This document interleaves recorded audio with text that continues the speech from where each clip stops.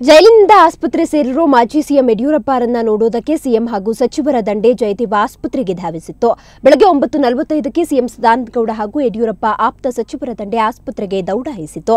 ಸಚಿವೆ ಶೋಭಾ ಕರಂದ್ಲಾಜೆ, ಸಿಸಿ ಪಾಟೀಲ್, ಸೋಮಣ್ಣ ಉದಾಸಿ, ಅಶೋಕ್, ಸುರೇಶ್ ಕುಮಾರ್, ಬಸವರಾಜ ಬೊಮ್ಮಾಯಿ ಸೇರಿದಂತೆ ಹಲವು ಸಚಿವರು ಯಡಿಯೂರಪ್ಪ ಅವರನ್ನ ಭೇಟಿಯಾಗಿ ಆರೋಗ್ಯ ವಿಚಾರಿಸಿದ್ರು. ನಿಗಾ ಘಟಕದಲ್ಲಿದ್ದ ಯಡಿಯೂರಪ್ಪ ಅವರ ಜೊತೆ ಅರ್ಧ ಗಂಟೆಗೂ ಹೆಚ್ಚು ಕಾಲ ಇದ್ದಂತಹ ಸಿಎಂ ಟೀಮ್ ಬಳಿಕ ನಿರ್ಗಮಿಸಿತು.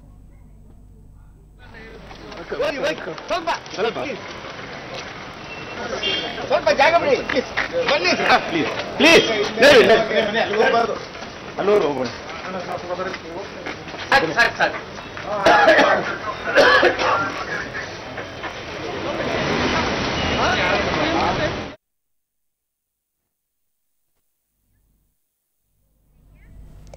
ಸರ್ ಈ ಬಗ್ಗೆ ಹೆಚ್ಚಿನ ಮಾಹಿತಿಯನ್ನು ಪಡೆಯೋಣ. ನಮ್ಮ ಪ್ರತಿನಿಧಿ ಮಸೂದ್ ಈಗ ನೇರ ಸಂಪರ್ಕದಲ್ಲಿದ್ದಾರೆ. ಮಸೂದ್, ಇದೀಗಾಗಲೇ ಏನು ಯಡಿಯೂರಪ್ಪರ ಆರೋಗ್ಯದ ಸ್ಥಿತಿ ಜೊತೆಗೆ ಇದೀಗಾಗಲೇ ಭೇಟಿ ನೀಡತಕ್ಕಂತಹ ಗಣ್ಯರ ಕುರಿತಂತೆ ಲೇಟೆಸ್ಟ್ ಡೆವಲಪ್ಮೆಂಟ್ಸ್ ಏನಾಗಿದೆ?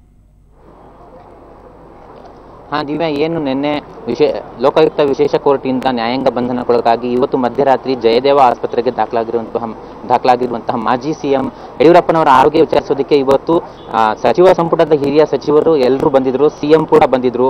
ಮುಖ್ಯವಾಗಿ ಸಿಎಂ ಸದಾನಂದಗೌಡ ಅವರು, ರೇಣುಕಾಚಾರ್ಯ ಅವರು, ಶೋಭಾ ಕರಂದ್ಲಾಜೆ ಅವರು, ಆರ್ ಅಶೋಕ್ ಅವರು, ವಿ ಸೋಮಣ್ಣ, ಬಚ್ಚೇಗೌಡ, ಸುರೇಶ್ ಕುಮಾರ್, ತುಂಬಾ ಜನ ಅಂದ್ರೆ ಹಿರಿಯ ಸಚಿವರು ಎಲ್ಲರೂ ಬಂದಿದ್ರು. ಅವ್ರ ಜೊತೆ ಕೆಲವರು ಶಾಸಕರುಗಳು ಕೂಡ ಬಂದಿದ್ರು. 10 ಗಂಟೆಗೆ ಬಂದ ಈ ಸಚಿವರ ದಂಡು ಸುಮಾರು 10:35 ಆಸ್ಪತ್ರೆಯಲ್ಲಿ ಯಡಿಯೂರಪ್ಪನವರ ಆರೋಗ್ಯ ವಿಚಾರಿಸ್ತಾ ಇದ್ರು. ಡಾಕ್ಟರ್ ಜೊತೆ ಅವ್ರ ಬಗ್ಗೆ ಹೆಚ್ಚಿನ ಮಾಹಿತಿ ಕಲೆ ಹಾಕ್ತಾ ಇದ್ರು.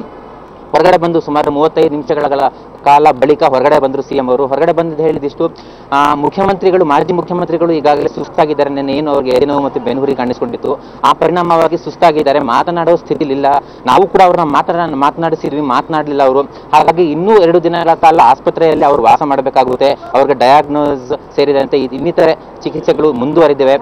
ನಾಳೆ ಅಥವಾ ಇನ್ನು 48 ಗಂಟೆ ಒಳಗಾಗಿ ಡಾಕ್ಟರ್ ಒಂದು ರಿಪೋರ್ಟ್ ರೆಡಿ ಮಾಡ್ತಾರೆ. ಆ ರಿಪೋರ್ಟ್ನಲ್ಲಿ ಏನಾಗಿದೆ ಯಡಿಯೂರಪ್ಪನವರು ಅದೆಲ್ಲ ಹೇಳ್ತಾರೆ. ಹಾಗಾಗಿ ಆ ರಿಪೋರ್ಟ್ಗೋಸ್ಕರ ನಾವೆಲ್ಲ ಕಾಯ್ತಾ ಇದೀವಿ ಅನ್ನುವಂಥ ಮಾತು ಹೇಳಿದ್ರು. ಆದ್ರೆ ಬಾಕಿ ಯಾವ ಸಚಿವರುಗಳು, ಬಾಕಿ ಯಾವ MLAಗಳು ಕೂಡ ಮಾತನಾಡಲಿಲ್ಲ. ನಿನ್ನೆ ಕೂಡ ಅಷ್ಟೇ ಮಾತನಾಡುವ ಎಲ್ಲ ಜವಾಬ್ದಾರಿಯನ್ನ ಸಿಎಂ ಸದಾನಂದಗೌಡ ಅವರ ಮೇಲೆ ವಹಿಸಿದ್ರು. ಇವತ್ತು ಕೂಡ ಆ ಸದಾನಂದಗೌಡ ಅವರೇ ಮಾತನಾಡಿದ್ರು. ಇಷ್ಟು ದಿವ್ಯ ಇವತ್ತಿನ ಮಾಹಿತಿ. ಇನ್ನು ಡಾಕ್ಟರ್ ಮಂಜುನಾಥ್ ಅವರು ಚಿಕಿತ್ಸೆ ಮುಂದುವರಿಸಿದ್ದಾರೆ. ವಿಶೇಷ ನಿಗಾ ಘಟಕದಲ್ಲಿ ಯಡಿಯೂರಪ್ಪನವರನ್ನ ಇಟ್ಟಿದ್ದಾರೆ. ಅವರಿಗೆ ಚಿಕಿತ್ಸೆ ಮುಂದುವರಿಸ್ತಾ ಇದ್ದಾರೆ. ದಿವ್ಯ, ಜೊತೆಗೆ ಮಸೂದ್ ತೀವ್ರ ನಿಗಾ ಘಟಕದಲ್ಲಿದ್ದಾರೆ. ಇದೀಗಾಗಲೇ ಮಾಜಿ ಸಿಎಂ ಯಡಿಯೂರಪ್ಪನವರು. ಸೊ ಕುಟುಂಬಸ್ಥರು ಯಾರಿದ್ದಾರೆ? ಇದೀಗಾಗಲೇ ಶಾಸಕರು, ಸಚಿವರ ದಂಡ ಆಗಮಿಸ್ತಾ ಇದೆ. ಯಡಿಯೂರಪ್ಪರ ಆಪ್ತರು ಆಗಮಿಸ್ತಿದ್ದಾರೆ ಅನ್ನೋ ಮಾಹಿತಿಯನ್ನು ನೀಡಿದರೆ ಅವರ ಸಂಬಂಧಿಕರು ಯಾರಿದ್ದಾರೆ ಅಂತ? ದಿವ್ಯಾ, ಏನು ಅಂತಂದ್ರೆ ನಮ್ಮ ಮಾಧ್ಯಮದವ್ರನ್ನೆಲ್ಲ ಜಯದೇವ ಆಸ್ಪತ್ರೆ ಆವರಣದಲ್ಲಿ ಮಾತ್ರ ಬಿಟ್ಟಿದ್ದಾರೆ, ಒಳಗಡೆ ಬಿಡ್ತಾ ಇಲ್ಲ. ಒಳಗಡೆ ಯಾರ್ಯಾರು ಇದ್ದಾರೆ ಸದ್ಯಕ್ಕೆ ಅನ್ನುವಂಥ ಮಾಹಿತಿ ಖಚಿತವಾಗಿ ತಿಳಿದು ಬರ್ತಾ ಇಲ್ಲ. ಅದರ ಮೂಲಗಳ ಪ್ರಕಾರ ಯಡಿಯೂರಪ್ಪನವರ ಕುಟುಂಬ ಸದಸ್ಯರು ಇದ್ದಾರೆ ಅನ್ನುವಂಥ ಮಾಹಿತಿ ಹೇಳ್ತಾ ಇದ್ದಾರೆ. ಆದರೆ ಅವ್ರ ಪುತ್ರರು ಯಾರು ಇಲ್ಲ. ಅವರ ಹತ್ತಿರದ ಸಂಬಂಧಿಕರು ಒಳಗಡೆ ಇದ್ದಾರೆ. ಅವ್ರಿಗೆ ಏನು ಬೇಕು, ಏನು ಬೇಡವೋ ಅದನ್ನೆಲ್ಲ ಅದು ನೋಡ್ಕೋತಿದ್ದಾರೆ. ಅವ್ರನ್ನ ಚೇತರಿಕೆ, ಅವ್ರ ಕುಶಲೋಪರಿ ನೋಡ್ಕೋತಿದ್ದಾರೆ ಅಂತ ಹೇಳ್ಬೋದು. ಆದರೆ ಈಗ ಸಚಿವರುಗಳು ಎಲ್ಲ ಹೊರಟೋಗಿದ್ದಾರೆ. ಸುಮಾರು 10 ರಿಂದ 15 ಸಚಿವರುಗಳು ಬಂದಿದ್ರು, 4 MLAಗಳು ಬಂದಿದ್ರು. ಎಲ್ಲರೂ ವಾಪಸ್ ಹೊರಟೋಗಿದ್ದಾರೆ. ಇಲ್ಲಿ ಯಾರೂ ಇಲ್ಲ ಸದ್ಯಕ್ಕೆ. ಮುನ್ನೆಚ್ಚರಿಕೆ ಕ್ರಮವಾಗಿ ಭಾರಿ ಭದ್ರತೆ ಕೂಡ ಇಲ್ಲಿ ನಿಯೋಜನೆ ಮಾಡಲಾಗಿದೆ. ಒಂದು KSRP ತುಕಡಿ, ಹಿರಿಯ ಪೊಲೀಸ್ ಅಧಿಕಾರಿಗಳು ಸಾಕಷ್ಟು ಭದ್ರತೆ ಕೊಟ್ಟಿದ್ದಾರೆ. ಆದರೆ ಈಗಾಗಲೇ ತುಂಬಾ ಜನ, ಕೆಲವರು ಬೆಂಬಲಿಗರು ಬಂದಿದ್ದಾರೆ. ಯಾರು ಸಾಕಷ್ಟು ಬೆಂಬಲಿಗರು ಈಗಾಗಲೇ ಬರ್ತಾ ಇದ್ದಾರೆ.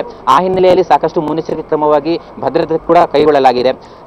ಸದ್ಯಕ್ಕೆ ಒಳಗಡೆ ಯಡಿಯೂರಪ್ಪನವರ ಬೆಡ್, ಅವರ ಚೇಂಬರ್ನಲ್ಲಿ ಏನಾಗ್ತಿದೆ ಅನ್ನುವಂಥ ಮಾಹಿತಿ ಸದ್ಯಕ್ಕೆ ಗೊತ್ತಾಗ್ತಾ ಇಲ್ಲ. ಹತ್ತಿರದ ಸಂಬಂಧಿಗಳು ಕೆಲವರು ಇದ್ದಾರೆ ಅನ್ನುವಂಥ ಮಾಹಿತಿ ಬರ್ತಾ ಇದೆ. ದಿವ್ಯಾ, ಮಸೂದ್, ಅದರ ಜೊತೆಗೆ ಜಯದೇವ ಹಾಸ್ಪಿಟಲ್ ನಿರ್ದೇಶಕರೇನಿದ್ದಾರೆ ಅವರು ಸುವರ್ಣ ನ್ಯೂಸ್ಗೆ ತಿಳಿಸಿದ್ರು, ನಾವು ಹೋದ ನಂತರ ಮತ್ತೊಂದು ತಪಾಸಣೆಯನ್ನ ಮಾಡ್ತೀವಿ ಅಂತ.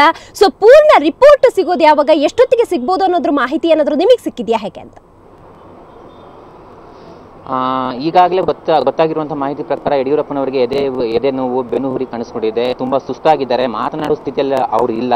ತೀವ್ರ ನಿಗಾ ಘಟಕದಲ್ಲಿ ಅವ್ರನ್ನ ಇಟ್ಟಿದ್ದಾರೆ ಅನ್ನುವಂಥದ್ದು. ಮುಖ್ಯಮಂತ್ರಿ ಹೇಳಿರೋ ಪ್ರಕಾರ ಇನ್ನು 48 ಗಂಟೆಯಲ್ಲಿ ವರದಿಯನ್ನು ಡಾಕ್ಟರ್ಗಳು ಕೊಡ್ತಾರೆ ಅನ್ನುವಂಥದ್ದು. ಮತ್ತೆ ನಿರ್ದೇಶಕ ಡಾಕ್ಟರ್ ಮಂಜುನಾಥ್ ಕೂಡ ಅದೇ ಮಾತು ಹೇಳಿದ್ದಾರೆ. ಇನ್ನು 48 ಗಂಟೆಗಳಲ್ಲಿ ಯಡಿಯೂರಪ್ಪನವರ ಆರೋಗ್ಯ ಏರುಪೇರು, ಆರೋಗ್ಯ ವಿಚಾರದಲ್ಲಿ ಏನೆಲ್ಲ ಆಗಿದೆ, ಏನೆಲ್ಲ ಮುಂದೆ ಟ್ರೀಟ್ಮೆಂಟ್ ಕೊಡಬೇಕು, ಆ ಬಗ್ಗೆ ಎಲ್ಲ 48 ಗಂಟೆ ಒಳಗಡೆ ಒಂದು ರಿಪೋರ್ಟ್ ರೆಡಿ ಮಾಡ್ತಾರೆ. ಆ ರಿಪೋರ್ಟ್ನ ಸರ್ಕಾರಕ್ಕೆ ಸಬ್ಮಿಟ್ ಮಾಡ್ತಾರೆ. ಮತ್ತೆ ಮುಂದಿನ ಹೆಚ್ಚಿನ ಚಿಕಿತ್ಸೆ ಏನು ಕೊಡಬೇಕು ಅನ್ನುವಂಥದ್ದು ಕೂಡ ನಿರ್ಧಾರ ಮಾಡಲಾಗುತ್ತೆ. ಆದರೆ ಸದ್ಯಕ್ಕೆ ಇನ್ನೂ 2 ದಿನಗಳ ಕಾಲ ಯಡಿಯೂರಪ್ಪನವರು ಜಯದೇವ ಆಸ್ಪತ್ರೆಯಲ್ಲೇ ದಾಖಲಾಗಬೇಕಾಗುತ್ತೆ. ಅವರ ಅವ್ರು ಹೇಳಿರೋ ಪ್ರಕಾರ ಮುಂದೆ ಇನ್ನಷ್ಟು ದಿನಗಳ ಕಾಲ ಅಂದ್ರೆ ನೆಕ್ಸ್ಟ್ 22ನೇ ತಾರೀಕು ಅವರ ವಿಚಾರಣೆ ಮತ್ತೆ ವಿಶೇಷ ಕೋರ್ಟ್ನಲ್ಲಿ ಬರಲಿದೆ.